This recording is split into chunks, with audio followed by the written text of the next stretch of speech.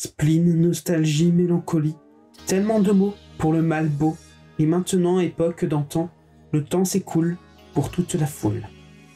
Bon, vous avez compris le sujet de la vidéo avec ce petit poème, et avec le titre, on va parler de nostalgie. Il s'agit d'une vidéo que j'ai envie de faire depuis un moment, mais ce qui m'a motivé, c'est le décès du maître Toriyama.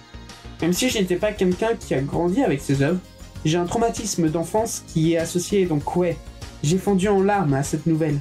Car c'est un sujet assez dur que je n'aborderai pas ici dans cette vidéo, et même sur ma chaîne en général.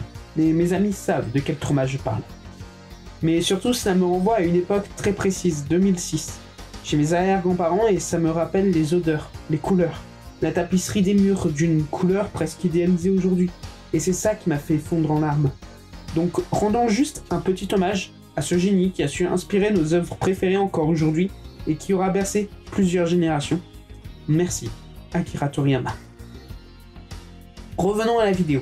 Je suis quelqu'un de très nostalgique. La preuve, parfois on me sort que je ne suis pas à la bonne époque et que je suis resté coincé dans les années 80-90 alors que je suis un 2001. Que ce soit dans les lives Twitch, d'ailleurs je vous invite à regarder les lives de Dorian, mais aussi au travail ou encore même ma mère me présente maintenant en disant que je ne suis pas né à la bonne époque. Ma chambre est un hommage à ces années avec ma télé catholique, ma Nintendo 64, mon Game Boy Color ou encore mes films et séries. Et même cette chaîne YouTube en soi quand on y pense. J'essaie de retranscrire chaque jour ma passion pour ce style artistique associé à cette période, qui à mes yeux est la période la plus riche artistiquement. Je suis atteint d'anémoïa. L'anémoïa est le terme désignant le fait d'être nostalgique d'une époque que l'on n'a pas connue. Et ça me plaît d'être nostalgique de cette époque. Je parlais d'odeur et de couleur. Eh bien oui, c'est quelque chose qui me manque. Le marché de Miramas, le Pacalo, l'herbe coupée, mais aussi ce jaune sur les murs. Cette sensation de grandeur sur les épaules de mon papa, le carnaval de l'école, ces jours où le ciel était gris mais qu'avec les dessins animés, je me sentais à l'abri. La sonnerie de l'école, les rires avec les copains et copines, nos jeux, nos histoires, le château de Cabasse, le bal des épouvantails, tellement de choses. Surtout que je me revois souvent enfant, jouant à Mario 64 sur la console de mon papa ou dans ma chambre.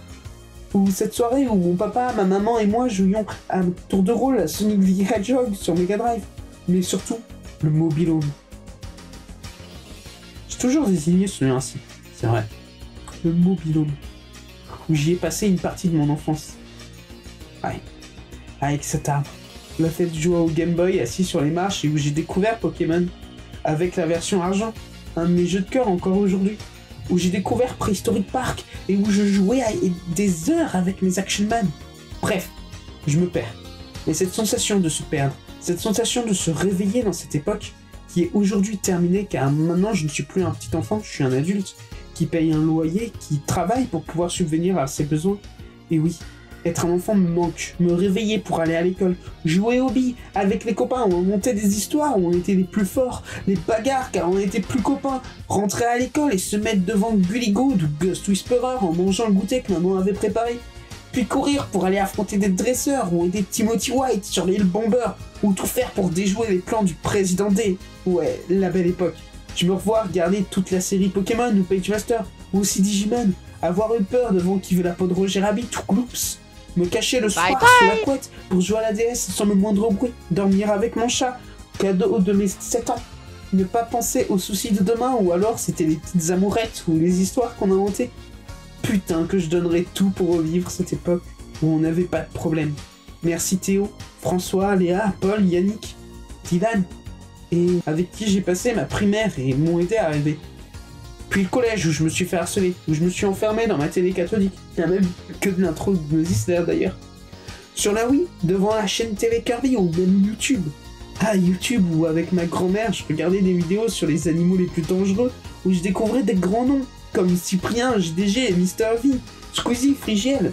J'ai eu peu d'amis, mais tous marquants comme Théo, Nicolas et Isa.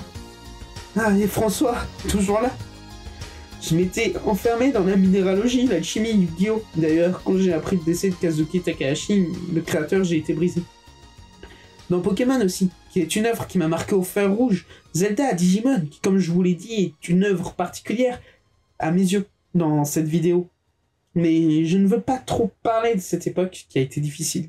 Là où l'anémia ne frappait pas, c'était la première année de lycée qui a été la plus belle, et ce grâce à des amis qui m'ont accepté avec mes passions. Les mêmes que celles pourquoi j'étais rejeté. Merci Aimé, Didou, Eddie, Paul, Camille, Laurine. Puis vient les 2 autres années où je me suis fait des amis en or, où j'ai connu l'amour, où j'ai rencontré mes premiers amis virtuels, dans le serveur de Varki, entre Zenokai qui était IRL, Tali, Hades, Cut, Clem à la vanille, Artie et j'en passe, Maxou, mon petit Nico et aussi K1, Marianne, Joss, Elias, mon Lulu, Mandé, les meilleurs surveillants d'internat avec Mika et Tef. Et ensuite je redouble et vient la pire année de ma vie, 2020. Mon couple en moi, à cause d'une erreur que j'ai commise. Rien ne va plus avec ma maman. Mon chat se fait renverser et part au ciel, et en octobre, c'est ma grand-mère, Mamoun, qui part. Mais j'avais encore des amis comme Katou, Maël, Titouan, Bazir, et j'en passe. Puis une coloc de merde, et je n'en parlerai pas. Puis je rencontre en soirée Milan, chez Paul, une des meilleures rencontres. Ensuite, en route à Saint-Etienne, j'ai eu de belles rencontres, même si je ne suis plus en contact avec eux. J'ai sorti au bar, en boîte, juste sorti shopping, à la maison à regarder des films. Putain que ces soirées me manquent. Mais c'est vraiment la 2e et 3e année de lycée qui m'a fait l'anémia et qui m'a pourri toute ma vie en soi. Pourquoi toute cette rétrospective? Car j'en suis nostalgique. Les soirées, les conversations sont que ni-tête à 2h du mat. Juste kiffer la vie et les instants présents. Bref. Cette vidéo est juste une vidéo marque-temps où j'essaye de mettre à l'écrit ce que je ressens et c'est difficile. Je m'arrête là car j'ai les larmes aux yeux avec tout ce que j'ai abordé, tout ce que j'ai repensé, que ce soit à l'écrit ou à l'oral. Il y a 2 jours qui séparent l'écrit de cette vidéo et l'enregistrement. Ça m'a fait du bien et j'espère que vous avez apprécié cette vidéo rétrospective où je me perds et me sers de ma chaîne pour me confier. Toutes ces personnes que j'ai côtoyées m'ont beaucoup apporté, même si certains essayent de me faire du mal encore aujourd'hui. Et beaucoup de gens me manquent. J'ai pas été un enfant facile, mes parents et ma belle-mère peuvent en témoigner, mais je remercie à tous de m'avoir apporté tant. Et ça me fait chier de grandir et m'éloigner de cette époque. Aujourd'hui, je m'entends bien avec des gens qui m'apportent aussi beaucoup, comme Bixial et Layton, Uneko, Dorian, Zo. D'ailleurs, range ton couteau biodégradable. Victoire, Almaraz, Kirigama, Bart, et j'en passe énormément. Merci à eux de m'accepter comme je suis, de m'aider, me conseiller. Et je suis passionné d'horreur, donc je m'enferme dans cette passion quand ça ne va pas. Je parle avec eux, je me vide la tête. On peut presque dire que je suis à un summum de bonheur. Mais parfois, je retombe. Je replonge dans la tristesse, dans la peine. Mais surtout, j'ai vous, spectateurs, abonnés, qui me donnent la force de continuer, de m'investir dans ma passion, et qui me donnent beaucoup d'amour dans vos messages. Merci beaucoup. C'est fou ce que le décès d'une personne peut faire remonter en souvenir. J'avais oublié beaucoup de choses et cette nouvelle m'a vraiment impacté.